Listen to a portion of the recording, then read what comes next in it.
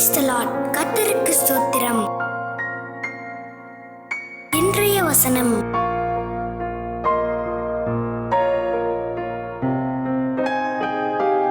சங்கீதம் 72:12 முதல் 14 வசனங்கள். கூப்பிடுகிற எளியவனையும் உதவியற்ற சிறுமையானவனையும் அவர் விடுவிப்பார்.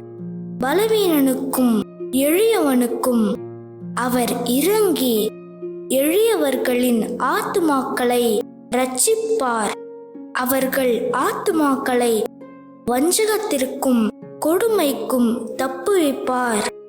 அவர்களுடைய இரத்தம் அவருடைய பார்வைக்கு அருமையாயிருக்கும்.